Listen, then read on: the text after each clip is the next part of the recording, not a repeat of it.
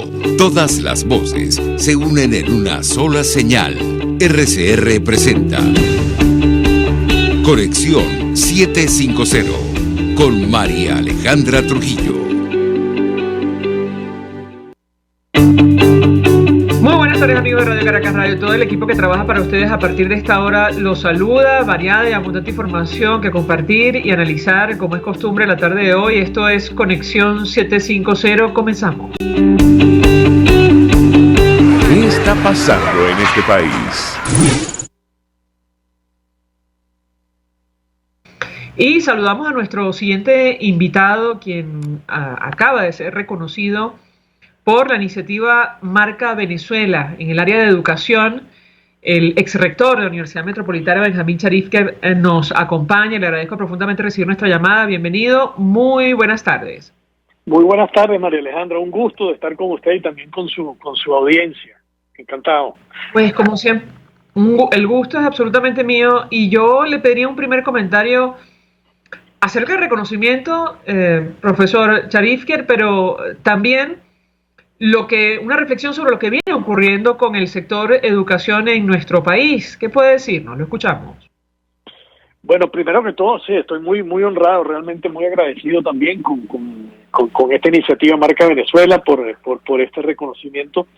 Y efectivamente el tema de la educación, bueno, es una tarea pendiente que tenemos en Venezuela desde hace mucho tiempo y no terminamos de resolverla. No se termina de entender en nuestro país de que, bueno, el país se construye con personas formadas, con personas educadas, que no basta con la explotación de los recursos naturales, que los hemos tenido en abundancia, a pesar de que no hemos sabido tampoco ni siquiera explotarlos, sino que sobre todo necesitamos gente preparada, porque si no tenemos gente preparada, pues entonces también nuestra experiencia nos demuestra que incluso los recursos naturales terminan siendo no una bendición, sino todo lo contrario. Terminan siendo un peso que tenemos que cargar encima por el daño ecológico que se produce, por su mala explotación o por los inconvenientes que surgen por el mal manejo de los recursos que vienen por simplemente la explotación de un recurso natural de una forma totalmente inconsciente. Los países que se han venido desarrollando en el mundo son países que lo han hecho sobre la base de personas formadas no solamente con conocimientos, sino sobre todo con valores, porque no basta con aprender lo que otros hacen, tenemos nosotros que saber representar esos conocimientos y esas habilidades con relaciones que establezcamos entre unos a otros y que sean favorables para todos, y eso solamente se puede hacer, bueno, con valores. De tal manera que, bueno, al reconocer, digamos, al poner esta mención de educación en este reconocimiento que se hace en Marca Venezuela, pues se reconoce precisamente la importancia que tiene la educación de todo el pueblo venezolano, de todas las personas en el país, para el engrandecimiento de la patria. Ahora, nos llama la atención porque nuestro invitado recibe este reconocimiento en el Mención Educación por su defensa de la educación universitaria en el país y sus múltiples investigaciones en el área científica y social. Y yo le pedí un comentario, profesor Charifker, porque ciertamente a la educación superior le ha tocado, digamos, librar una batalla, una verdadera batalla en Venezuela para sobrevivir. ¿Qué puede decirnos? Lo escuchamos. Bueno, sí, precisamente por esa disociación que nosotros tenemos en Venezuela entre lo que es el conocimiento y el desarrollo, no terminamos de entender que es el desarrollo del conocimiento lo que va a llevar a nuestro desarrollo económico y social. Entonces no le hemos tampoco prestado atención no solamente a los niveles bajos, a los niveles no bajos, los niveles primarios de la educación, sino también a la educación universitaria, la importancia que la educación universitaria merece. Y la educación universitaria, sobre todo, se trata de crear conocimientos, de crear nuevas realidades. En una universidad, los profesores ya no son proveedores de conocimiento. Antiguamente la gente iba a las universidades para que los profesores sabios enseñaran a los estudiantes. Hoy en día los estudiantes no van a las universidades para que los profesores sabios les enseñen, los estudiantes van a las universidades para aprender juntamente con los profesores mediante procesos de construcción de realidades, mediante procesos de investigación, de desarrollo de nuevos conocimientos. Y hasta tanto nosotros no tengamos universidades en Venezuela que estén basadas precisamente en el desarrollo de las competencias de las personas a través de la generación de nuevos conocimientos, bueno, pues nosotros no vamos a poder contribuir a ese desarrollo del país del que tanto aspiramos y que tan importante sería que todos le diéramos importancia. Y bueno, ese es el énfasis que le hemos venido nosotros dando a la labor universitaria a lo largo de mucho tiempo. Y cuando digo nosotros, hablo de un contingente de profesores universitarios, de un contingente de ciudadanos en Venezuela que compartimos estas inquietudes y que hemos venido trabajando en esa dirección. Lamentablemente, muchos de los investigadores en Venezuela hoy en día, bueno, pues están desempeñando sus funciones fuera del país porque las condiciones dentro de Venezuela no son favorables. ¿Y por qué no son favorables?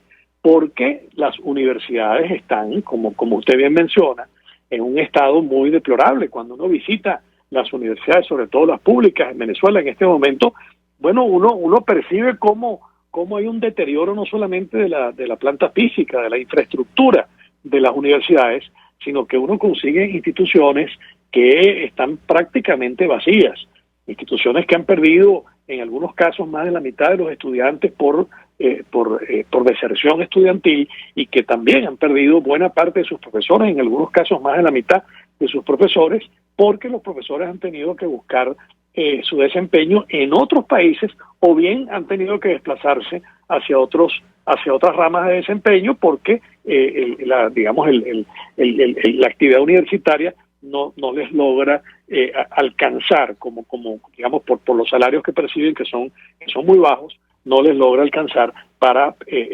sostener su propia vida. De tal manera que tenemos que hacer esfuerzos muy importantes para que las universidades en Venezuela funcionen, bueno, como en algún momento funcionaron, o incluso muchísimo mejor de cómo funcionaron, porque de eso depende el futuro del país. Pero es que además, tomando en cuenta lo que menciona nuestro invitado, el Observatorio de Universidades acaba de publicar una tabla con los salarios de los docentes de educación superior en América Latina. Y Venezuela está en el último lugar. ¿Cómo llegamos a ese punto, profesor? Un promedio de $27 mensuales gana un profesor universitario, según esta información, en comparación con $1,600 que puede ganar un profesor, por ejemplo, en Ecuador. Lo escuchamos. Sí, un profesor universitario en este momento con su actividad universitaria no puede realmente subsistir. Tiene que buscar otras entradas, otras formas, digamos, de ganarse la vida, y los profesores universitarios en este momento lo que están es subsidiando la educación en Venezuela. O sea, pues son ellos los que están pagando realmente el costo de la educación a través de unos salarios que reciben, que son completamente insuficientes. Esa no era la realidad en Venezuela hace algunos años. Tenemos que recordar que las universidades venezolanas lograron prosperar durante toda la segunda mitad del siglo XX, con condiciones que realmente fueron relativamente favorables con respecto al resto de la región, salarios que eran competitivos a nivel regional y que lograron atraer talentos de otras partes del mundo. Muchos de nosotros que estudiamos en las universidades venezolanas hace algunas décadas, bueno, teníamos como profesores a personas que venían desde el cono sur del continente americano, porque había condiciones desfavorables en el cono sur, mientras que en nuestro país las condiciones eran relativamente favorables, y también personas que venían de los Estados Unidos, de Europa, de otros países, de Japón, en fin, de países, digamos, que hoy en día nosotros consideramos como países mucho más desarrollados que Venezuela, pero que en ese momento vinieron a Venezuela atraídos por buenas condiciones laborales, por buenos salarios que se ofrecían en las universidades, y porque trabajar en una universidad venezolana significaba para ellos la posibilidad también de crecer académicamente.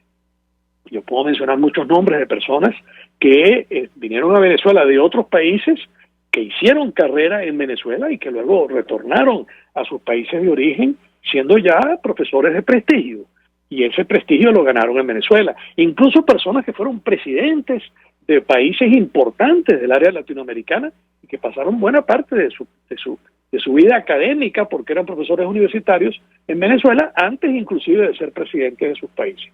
De tal manera que sí hemos tenido tiempos de prosperidad en las universidades venezolanas, pero lamentablemente no podemos decir eso en este momento. Efectivamente, cuando nosotros comparamos el salario que reciben los profesores universitarios en las universidades venezolanas con los de cualquier país de la región latinoamericana, incluso los países más pobres de Latinoamérica, países que usualmente pues no estaban dentro de la lista de los países que le pagaban mejor a sus profesores, nosotros estamos de últimos en la cola, y bueno, por eso es que las universidades venezolanas están donde están. Bueno, de hecho, en este momento, según esta tabla, estos datos publicados por el Observatorio de Universidades, un profesor de educación superior en Venezuela gana menos que en Cuba. Es decir, en un promedio sí. Obtiene $27 en comparación con $31 en la isla. Y esto, si me permite, profesor, en lo personal nunca imaginamos que podía ocurrir en Venezuela. ¿Qué opina usted? Lo escuchamos. Que la cifra es todavía menor que $25, porque tenemos que recordar que la devaluación, digamos, del signo monetario venezolano es constante. O sea, el bolívar cada día lamentablemente vale menos. De tal manera que sí, efectivamente, con $25 mensuales significa menos de $1 al día, y menos de $1 al día, en fin, los organismos internacionales consideran que cualquier persona que gane menos de $2 al día está por debajo del umbral de la pobreza crítica. Por lo tanto, que el profesor universitario venezolano que puede tener doctorado, que puede tener muchos años de experiencia, que puede tener obras científicas, académicas, humanísticas realizadas, está por debajo del nivel de la pobreza crítica si trabaja en una universidad venezolana. Si permite, invitado, tenemos que hacer una pausa para ir a publicidad. Al regreso quisiera referirme al futuro entonces de Venezuela a la luz de lo que comparte con nosotros. Y tomo como punto de partida, profesor, los datos de la última encuesta de condiciones de vida de la Universidad Católica, que nos ubica frente a una situación, al menos desde el punto de vista de la deserción escolar, que francamente preocupa y mucho. Al regreso le doy la palabra para contestar. Ya venimos. Usted está viendo Conexión 750 con María Alejandra Trujillo. Solo por RCR 750, porque lo bueno une. Puedes seguirnos en nuestras redes sociales. En Twitter, @RCR750. La radio que se ve. Mensaje del ingeniero José Peraza, tesorero del FONPRES CIB. Estimado colega ingeniero, arquitecto y profesional afín, el Colegio de Ingenieros de Venezuela y el Fondo de Previsión Social, preocupado por la salud de tu familia, ha diseñado un sistema de salud integral que coloca a tu disposición y que contiene asistencia primaria de salud, ambulancia, hospitalización, cirugía, oftalmología, dermatología, fisioterapia, psicología, odontología, farmacia y funerario. Para mayor información, visítanos a nuestros portales cib.net.be, fonprescib.net.be, Colegio de Ingenieros de Venezuela, construyendo futuro. El que sabe de sabor sabe de saber que Del Corso es la clásica pastelería italiana de Caracas. Qué ricos sus dulces típicos tradicionales, como los auténticos cannoli, la sfogliatella o la cola de langosta, no tienen comparación. La pasta seca de almendras y chocolate o su gran variedad de tortas, cumpleaños, bodas, bautizos o comuniones, reuniones familiares o eventos corporativos. Teléfonos 0212-941-1971. Pastelería Del Corso, la pastelería italiana por tradición y excelencia. Un espacio que analiza y debate la coyuntura política, económica y social de nuestro país. Acompañe cada mañana a la periodista María Alejandra Trujillo en Palabras más, palabras más, palabras menos. Palabras más, palabras menos. Informes, entrevistas, análisis y discusiones sobre los temas de actualidad. Es lo que más te puedo dar, es lo de siempre. Palabras más, palabras menos. De lunes a viernes, de 7 a 8 de la mañana, por RCR 750 AM. Palabras más, palabras más, palabras menos. En este espacio, Nos encargaremos de llegar al conocimiento mediante la observación de la posición de los astros y las características comunes de muchas personas con fechas de nacimiento. Esa energía también nos involucra a cada uno de los signos. Guía astrológica. Descubra la relación de los astros con los rasgos de la personalidad, con los sucesos importantes de su vida y con sus características físicas. También van a buscar nuevas formas de crecer, contactarse con el arte, con la belleza. Guía astrológica, todos los sábados, a partir de las 3 de la tarde, por RCR 750 AM.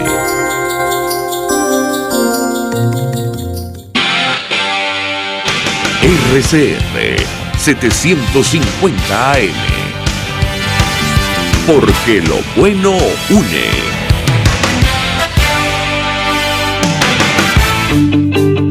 El poder de la comunicación en tus manos. Conexión 750 con María Alejandra Trujillo. Solo por RCR 750. La radio que se ve. Continuamos, amigos, en Conexión 750, conversando acerca de la situación de la educación en nuestro país, con alguien que conoce perfectamente el tema, el profesor Benjamín Sharif, que fue rector de la Universidad Metropolitana y acaba de ser reconocido, distinguido con la mención Educación por su defensa en la educación universitaria en el país y sus múltiples investigaciones en el área científica y social por la iniciativa Marca Venezuela. Y yo le dejaba una inquietud acerca del futuro que nos espera a la luz, al menos, de los datos de la última encuesta de condiciones de vida de la Universidad Católica Andrés Bello, que en materia de cobertura global en el área de educación nos ubica solo en 63%. ¿Qué puede decirnos, profesor? Lo escuchamos.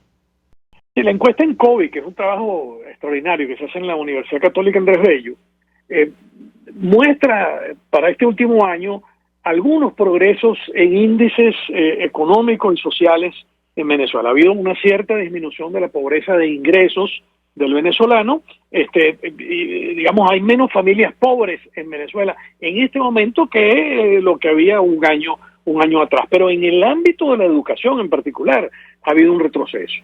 Ha aumentado la deserción estudiantil y sobre todo en el área universitaria, en el tema universitario. En el tema universitario y en áreas específicas ha sido incluso peor. Y puedo poner como ejemplo la Facultad de Ingeniería de la Universidad de los Andes o la Facultad de Ingeniería de la Universidad Central de Venezuela o la Universidad Simón Bolívar, que como sabemos tiene áreas de concentración en ingeniería muy fuertes, en donde ha habido disminuciones enormes. Por ejemplo, en la Universidad Simón Bolívar, el número de estudiantes que actualmente cursan estudios activamente en la Universidad Simón Bolívar es apenas 1/3 de lo que era hace 7 años atrás, en el año 2015. Eso significa una disminución del 67% en el número de estudiantes, una tremenda deserción estudiantil. Y no solamente eso, sino también el número de profesores, que en este momento es menos de la mitad de los que eran en ese momento. Entonces, si nosotros consideramos que desarrollo económico, el desarrollo, digamos, de la calidad de vida de las personas de un determinado país en el momento actual que vivimos depende mucho del desarrollo de tecnologías, entonces las capacidades que nosotros vamos a tener para desarrollar infraestructuras, para desarrollar nuevas formas de hacer las cosas, para implantar innovaciones en Venezuela, al no tener nosotros la capacidad de formar ingenieros, bueno, pues están bastante disminuidas. Y con esto no estoy diciendo que otras áreas del conocimiento no sean importantes.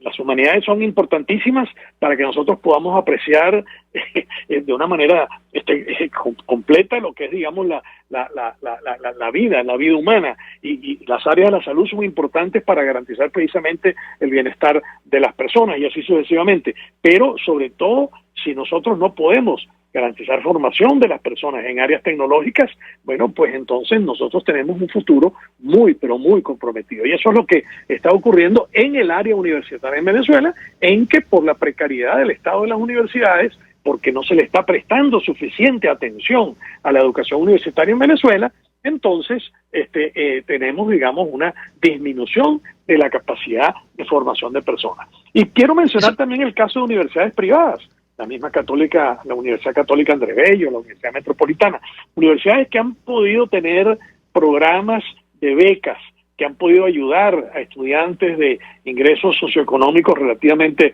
bueno, digamos, no demasiado afluentes, sectores de la población que no pueden pagar una matrícula en una universidad de esa naturaleza. Los programas de becas, bueno, han sido instrumentales para que puedan cursar estudios en esas universidades, y la situación que estamos viviendo en Venezuela ha hecho que esos programas de becas estén fundamentalmente, bueno, reducidos en el momento actual. De tal manera que el futuro de Venezuela está fuertemente comprometido si no hacemos un esfuerzo extraordinario para recuperar nuestro sector universitario. Ahora, digamos, el impacto de esta situación es recuperable, profesor, porque, digamos, ¿qué hacer con estos muchachos que han dejado de ir al colegio o incluso a las universidades? Lo escuchamos. Bueno, muchos de los que han abandonado sus estudios en las universidades venezolanas se han ido al exterior. Entonces, bueno, podrá ser recuperable la situación en la medida que nosotros logremos crear condiciones en Venezuela a través de los cambios que sean necesarios, cambios sobre todo de la estructura social y sobre todo la estructura política de Venezuela, para que Venezuela pueda significar un punto de atracción a los muchísimos venezolanos. Se estima que más de 7 millones de venezolanos están en este momento en el exterior, y buena parte de esos venezolanos que se han ido al exterior, así lo indican los estudios que se han realizado, son personas que están precisamente entre los 20 y los 35 años. Eso es fundamentalmente el grueso de los que han venido emigrando en fechas recientes de Venezuela, que son precisamente las personas que están en la etapa de la vida de los estudios universitarios. De tal manera que para que nosotros podamos acelerar la recuperación de Venezuela, nosotros tenemos que acelerar los cambios que son de índole, reitero, de índole económica, a través de el cambio, digamos, de las formas como nosotros desenvolvemos la economía en Venezuela, pero sobre todo las formas como desenvolvemos la política en Venezuela, para que eso pueda generar condiciones que permitan que tantos venezolanos que se han tenido que ir al exterior por la diversidad de razones por las cuales se han ido, bueno, puedan conseguir condiciones que les permitan retornar nuevamente a la patria, e inclusive que Venezuela vuelva a ser un polo de atracción de personas que vengan de países vecinos o de países lejanos. Nosotros fuimos durante muchas décadas un lugar donde había un flujo neto de inmigración. En este momento somos un sitio donde hay un flujo neto de emigración. Justamente con relación a este tema de la emigración, el impacto que ha tenido la salida de profesores universitarios para el sector, profesor Sharif, que puede compartir con nosotros. Sí, nosotros, ha habido, por ejemplo, países vecinos como Colombia, como Ecuador, como Perú, que han tenido unos incrementos en su productividad académica enormes. Nosotros para principios de este siglo, del siglo XXI, nosotros producíamos 3 veces más conocimiento científico en Venezuela del que se producía en términos absolutos en Colombia. En este momento Colombia produce más de 10 veces más conocimiento de lo que produce Venezuela. Nosotros, durante toda prácticamente la historia del siglo XX y del siglo XXI, producíamos más conocimiento que Perú, más conocimiento que Ecuador, en términos absolutos. Estoy hablando de objetos medibles que sean productos de conocimiento, como artículos científicos, patentes, etcétera. Bueno, en este momento tanto Ecuador como Perú producen más conocimiento que Venezuela. Y mucho de ese conocimiento que se produce en Ecuador, por ejemplo, es por venezolanos que se han ido a Ecuador. La cantidad de venezolanos que han migrado, profesores universitarios venezolanos, que han migrado y que ahora son profesores universitarios en Ecuador, es impresionante. Ecuador tenía un programa para atraer talentos del exterior hacia el Ecuador, y el principal proveedor de talentos para las universidades ecuatorianas, para ese programa de atracción de talentos de Ecuador, fue precisamente Venezuela. Entonces sí, el impacto que nosotros tenemos sobre las mejoras de las condiciones de vida de países vecinos, creo que valdría la pena estudiarlo con mucho mayor detalle, pero en mi opinión es notable. Y buena parte del incremento de la productividad académica que pueden exhibir países vecinos como Ecuador y Perú se debe precisamente a la migración de talento de Venezuela hacia esos países. Finalmente, profesor, no llegamos a esta situación por casualidad. Es decir, creo que vale la pena recordar que la asfixia del sector universitario ha sido prácticamente una política de Estado a lo largo de toda la revolución bolivariana, incluso la época del expresidente Chávez, ¿correcto? Es correcto. Para mí, el estado actual de las universidades se debe a un plan deliberado de anular las universidades y de destruir las universidades. No puede ser producto de la negligencia, en mi opinión, ni producto de la casualidad. No hay forma. Como puede haber salarios como los que usted mencionó, que son del orden de $25 mensuales, que es lo que está ganando un profesor universitario a tiempo completo en una universidad venezolana, eso no puede ser el producto de la negligencia.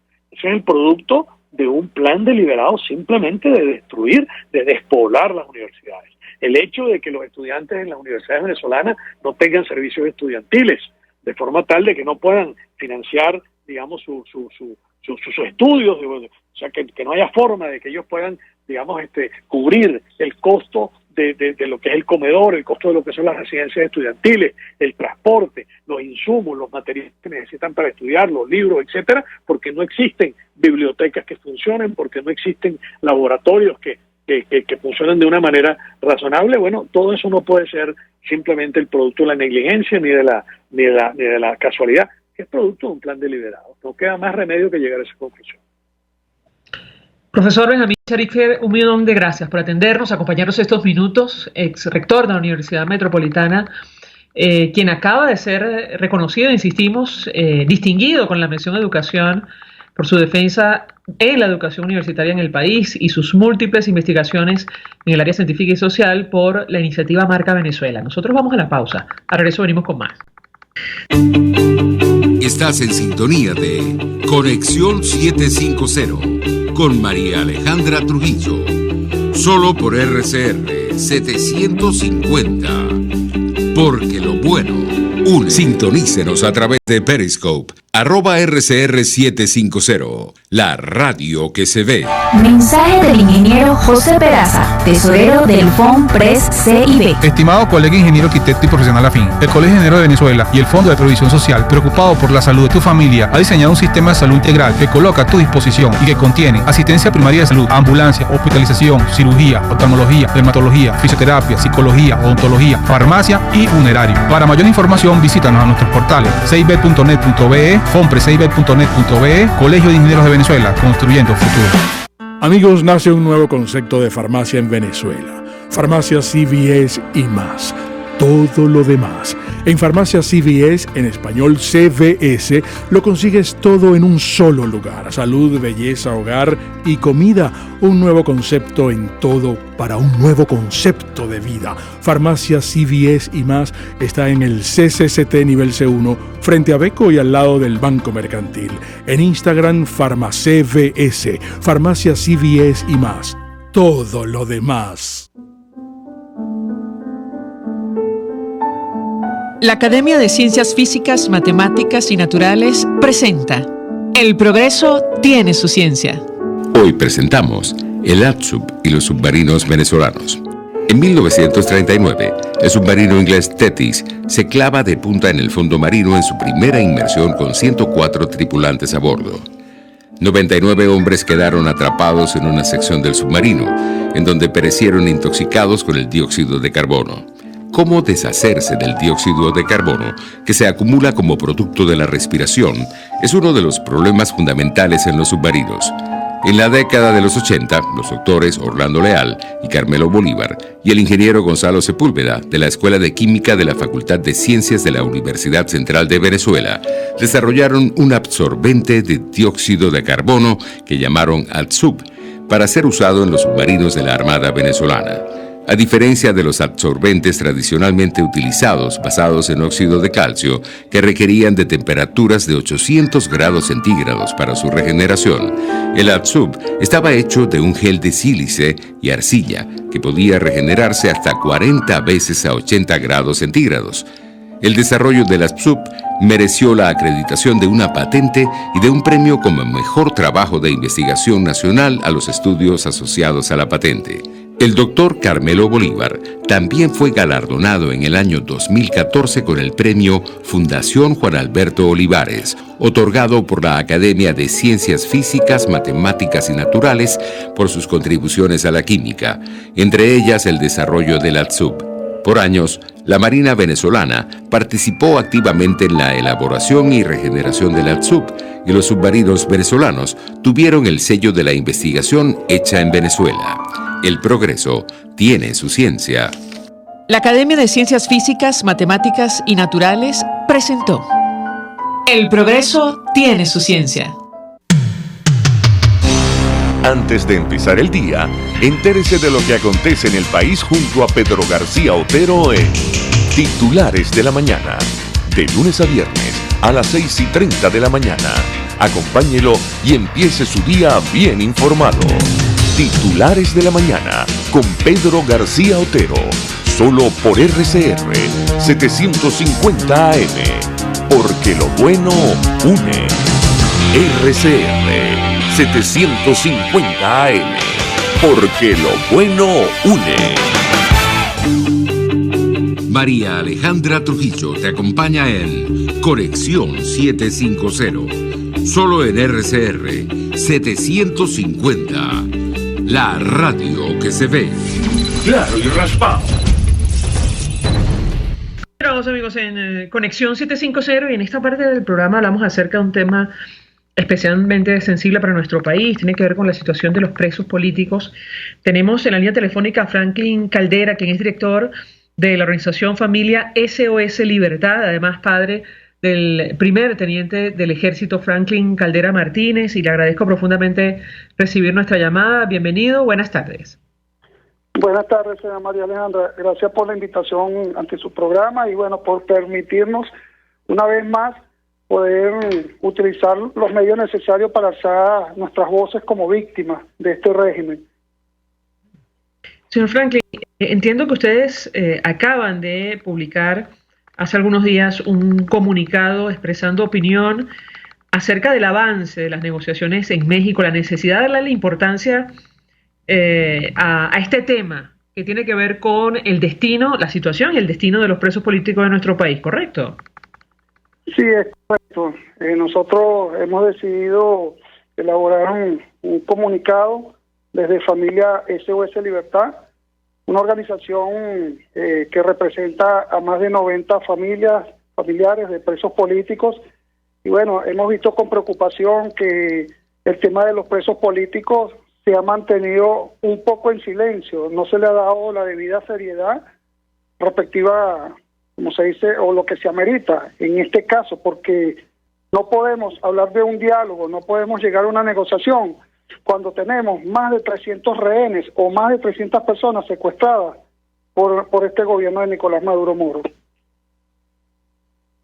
Ahora, el planteamiento es formar parte de la iniciativa. ¿Cuál es la posición de ustedes, señor Franklin, en torno a estas negociaciones? Lo escuchamos. Sí, fíjese algo, señora María Alejandra.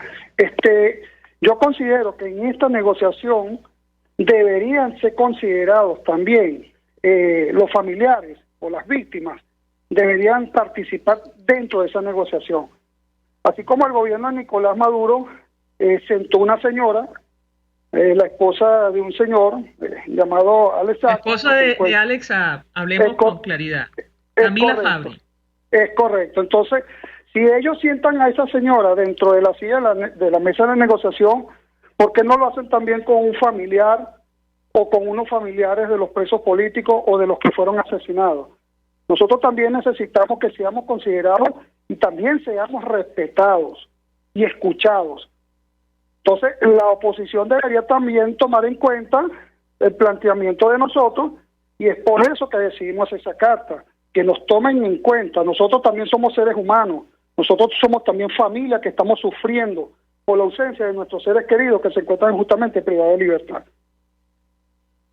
¿Ustedes los han contactado, señor Franklin? Digo, desde la delegación de la plataforma unitaria al menos.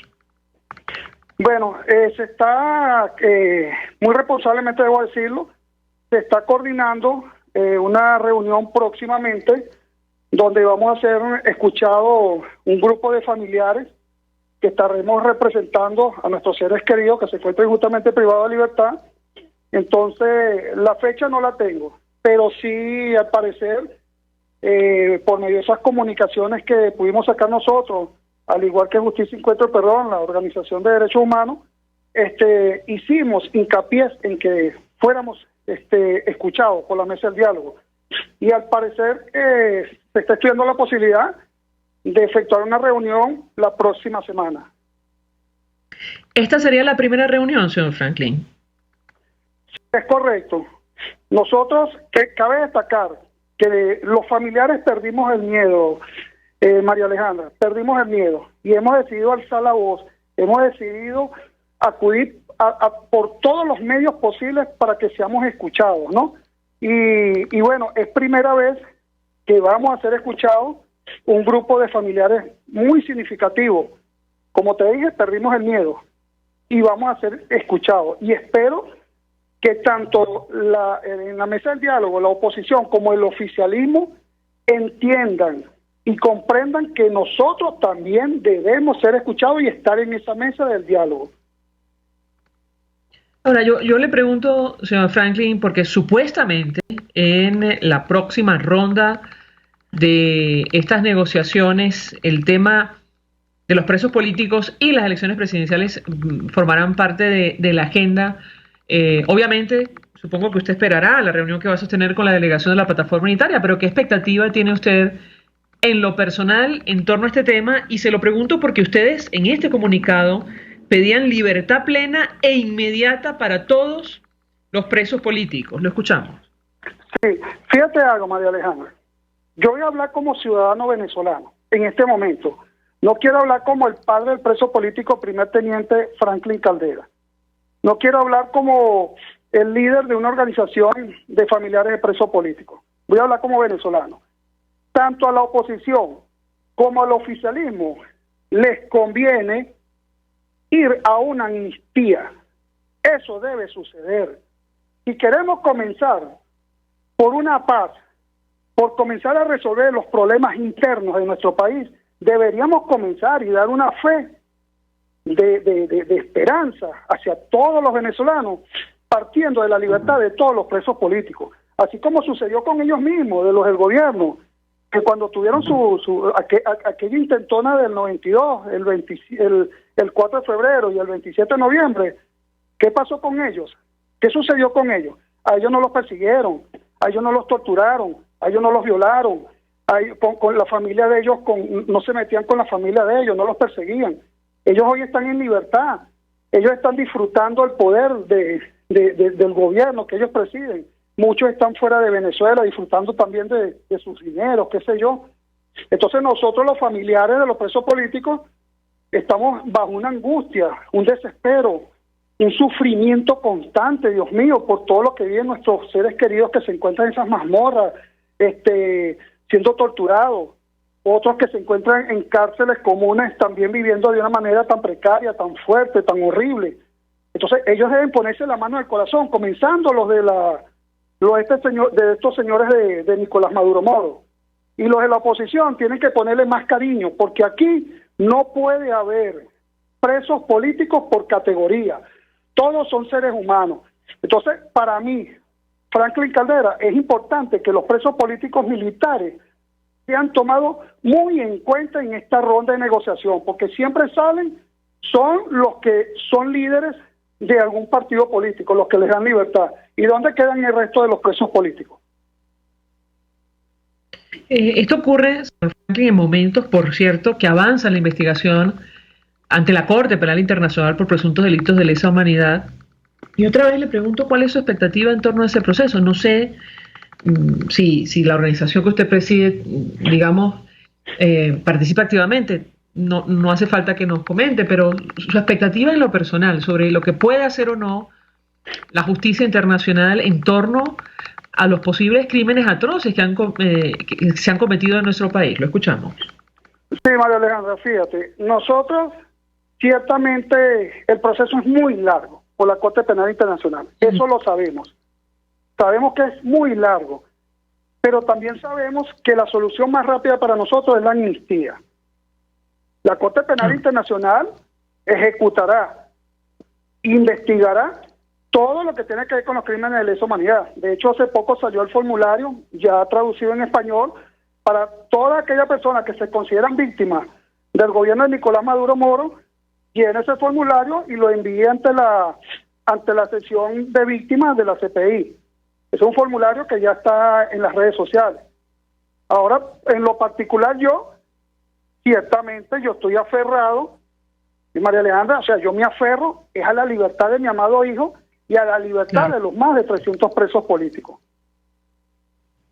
Si me permite, señor Franklin, tenemos que hacer una pausa para ir a publicidad. De eso quisiera referirme justo al caso de su hijo, para que la audiencia tenga una idea de lo que a ustedes como familiares les ha tocado vivir. Vamos a la pausa, regreso, venimos con más. Escuchamos Conexión 750, solo por RCR 750, la radio que se ve. Puedes seguirnos en nuestras redes sociales. En Twitter, @RCR750, la radio que se ve. Mensaje del ingeniero José Peraza, tesorero del FONPRES CIB. Estimado colega ingeniero, arquitecto y profesional afín, el Colegio de Ingenieros de Venezuela y el Fondo de Previsión Social, preocupado por la salud de tu familia, ha diseñado un sistema de salud integral que coloca a tu disposición y que contiene asistencia primaria de salud, ambulancia, hospitalización, cirugía, oftalmología, dermatología, fisioterapia, psicología, odontología, farmacia y funerario. Para mayor información, visítanos a nuestros portales cib.net.be, fonprescib.net.be, Colegio de Ingenieros de Venezuela, construyendo futuro. El que sabe de sabor sabe de saber que Del Corso es la clásica pastelería italiana de Caracas. Qué ricos sus dulces típicos tradicionales, como los auténticos cannoli, la sfogliatella o la cola de langosta, no tienen comparación. La pasta seca de almendras y chocolate o su gran variedad de tortas, cumpleaños, bodas, bautizos o comuniones, reuniones familiares o eventos corporativos. Teléfono 0212-941-1971. Pastelería Del Corso, la pastelería italiana por tradición y excelencia. RCR 750 AM, porque lo bueno une. El poder de la comunicación en tus manos. Conexión 750 con María Alejandra Trujillo. Solo por RCR 750, la radio que se ve. Continuamos, amigos, en Conexión 750, hablando acerca de la situación de los presos políticos en Venezuela, en momentos en los cuales, saben ustedes, hay una mesa de negociación instalada en México con la participación de delegados del régimen de Nicolás Maduro y de la Plataforma Unitaria. Y, bueno, los familiares han pedido que el tema se tome en consideración, cosa que, en lo personal, pensamos tenía que haber ocurrido desde el primer día. Nos acompaña el señor Franklin Caldera, quien es director de la organización Familia SOS Libertad, además padre del primer teniente del ejército Franklin Caldera Martínez. Y yo le hago una inquietud. ¿Qué puede compartir con nosotros, señor Franklin, acerca del caso de su hijo? ¿Por qué está detenido y cuál es su situación? Lo escuchamos. Sí, María Alejandra, mi hijo, como ya algunas personas lo saben, él es señalado como haber participado en la Operación Aurora. Mi hijo fue secuestrado en territorio colombiano en fecha 11 de febrero del 2021 por un fuerte grupo armado del ELN en compañía de funcionarios de la DGCIN. Él duró 12 días que no sabíamos nada de él. ¿Cuáles esos 12 días? Lo único que tomaba era agua. Lo tenían colgado de tubos de pies y manos, dándole golpes con palos, le aplicaban asfixia, le aplicaban también corriente, lo electrocutaban, le efectuaban también lo que era las bolsas en la cabeza para asfixiarlo. Y bueno, mi hijo luego de esos 12 días logró escapar de un centro de tortura llamado La Cueva, donde él pudo hacer enlace con sus familiares y con algunos conocidos y narró por lo que estaba pasando. Al día siguiente, lamentablemente, mi hijo fue capturado por la DGCIN y en ese sitio donde él lo encontraron le dieron un disparo a la altura, en la pierna izquierda, a la altura de la rótula, y una herida punzopenetrante en la pierna derecha. Lo inmovilizaron totalmente. Él ahorita está en proceso de juicio. Hoy por hoy, gracias a Dios, mi hijo camina, pero con dificultad, a pesar que debo confesarlo, él no fue atendido como debía haber sido, él no fue operado. Hoy se encuentra recluido en la cárcel de Ramo Verde y en proceso de juicio. Y bueno, aferrado a Dios que él pueda salir pronto de esto. De hecho, mi hijo aparece en el informe de la Misión de Determinación de Hechos de Venezuela el año pasado y este año vuelve a aparecer en el mismo informe. Es decir, en Naciones Unidas está al tanto que su hijo fue secuestrado en territorio colombiano y por agentes venezolanos y miembros de la guerrilla, ¿correcto, señor Franklin? Es correcto, Alejandra, es correcto. De hecho, hay un medio de comunicación llamado Caracol que ellos efectuaron un reportaje y hace 2 años ese medio de comunicación le dieron el premio Simón Bolívar, creo, si mal no recuerdo, por el mejor reportaje del año, donde ellos también allí efectúan ese reportaje hablando del secuestro de mi hijo en territorio colombiano. Y todo eso está documentado ante las Naciones Unidas, está en el informe de la Misión de Determinación de Hechos sobre Venezuela, como le dije, y también está ante la CPI, el caso de mi hijo. Porque es un caso, no es porque sea mi hijo, pero es un caso emblemático, porque, le repito, él fue secuestrado en un territorio colombiano, y lo más grave es que por un organismo venezolano, junto a un grupo represivo o un grupo delictivo, porque eso es lo que son ellos, del ELN. Entonces, es grave la situación. ¿Y su hijo tiene medidas de protección de organismos internacionales, señor Franklin, o no? Él como le dije, está documentado, pero con medidas de protección no la tiene. ¿Cuál es la situación de salud del primer teniente del ejército Franklin Caldera ahora mismo, señor Franklin? Escuchamos. Hace 2 semanas mi hijo, como está en un piso, en un quinto piso, a él le toca subir bajas escaleras. Hace como aproximadamente 2 semanas, a él constantemente la pierna se le va, o sea, se le desmaya, vamos a decirlo así, y bueno, él cayó por las escaleras porque no sintió la pierna. Entonces, él amerita una asistencia médica y un chequeo general de la situación de su pierna. ¿Y qué le responden las autoridades, si me permite preguntarle? No, nosotros tenemos documentos que se han entregado a los tribunales y no hemos tenido respuesta como tal.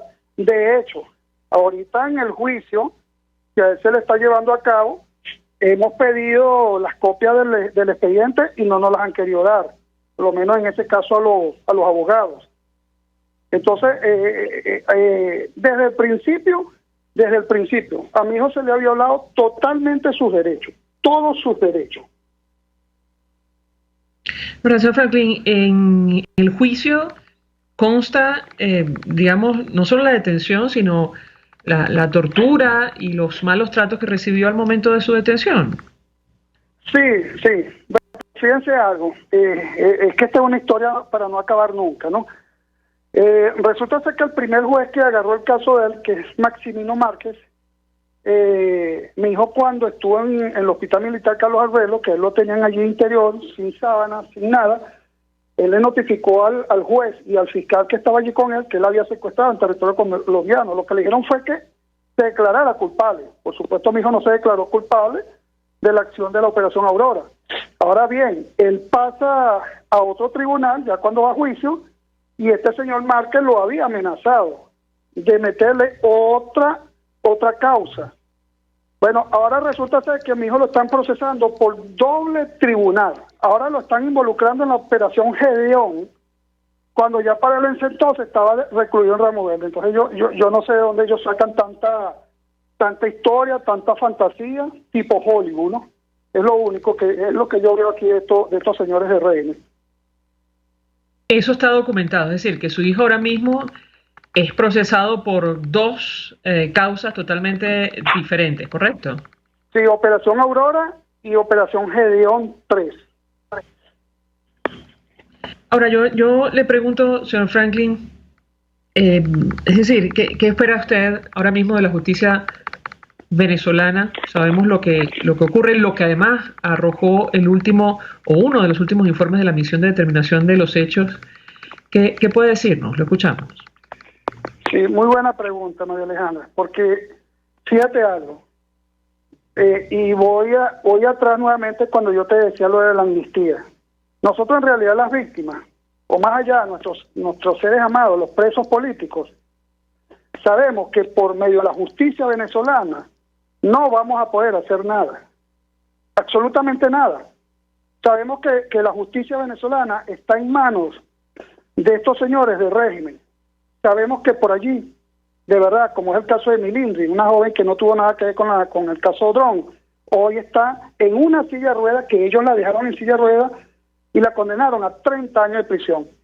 Entonces, imagínense ustedes esta situación de cada padre, cada madre, cada esposa, esposo, hijo, pareja, vivir constantemente con que el abogado cuando va a un juicio no llevan a los familiares que por falta de custodio, falta de vehículo, falta de gasolina, porque el juez está de reposo, porque el juez está de vacaciones, qué sé yo. Siempre atrasan todo, ¿no? Entonces, por eso es que nosotros en este momento, yo se lo voy a decir muy responsablemente, señora María Alejandra, o es hoy o es nunca, donde nosotros necesitamos la amnistía general. Queremos a nuestros seres amados en casa en estas Navidades. Ya basta de odio, ya basta de tanta tortura, tanta crueldad, por Dios. Si podemos comenzar de verdad a tratar de buscar la paz, vamos a comenzar por la libertad de nuestros seres amados. Porque le aseguro que así como ellos sufrieron cuando los sobrinos de Silvia Flores estaban en Estados Unidos, porque le aseguro que ellos sufrieron por eso, cuando ellos sintieron esa alegría de tener esos dos señores aquí en Venezuela, nosotros también queremos, carajo, la alegría de tener a nuestros seres amados en casa. Yo quiero a mi hijo en casa estas Navidades. Quiero a todos los que yo represento en la ONG Familia de Libertad en casa. Entonces este mensaje es para Maduro. Ya basta, Maduro, de tanto odio. Si tienes a todas estas personas de tu equipo de trabajo en esa mesa de diálogo, oye, lleguen a la responsabilidad de que, mira, vamos a liberar a los presos políticos, o por lo menos comienza a hacerlo paulatinamente, pero comienza a darle la libertad a todos esos ciudadanos. Señor Franklin Caldera, un millón de gracias por atendernos, acompañarnos. Nos unimos a su llamado. Le envío un abrazo y le expreso mi solidaridad por lo que le ha tocado vivir, director de la organización Familia SOS Libertad y padre del primer teniente del ejército Franklin Caldera Martínez. Gracias. Nosotros nos despedimos y lo hacemos a nombre de Jaime Nestares en la dirección general de la estación, en la gerencia de producción Willy Charcaya, en la producción Jay Pacheco, en los controles Gregorio González, quien tuvo el placer de acompañarles, María Alejandra Trujillo.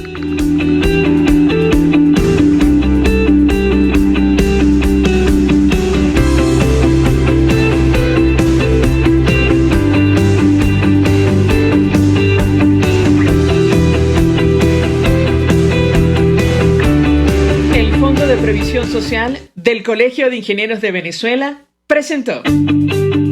RCR presentó Conexión 750 con María Alejandra Trujillo. Solo por RCR 750.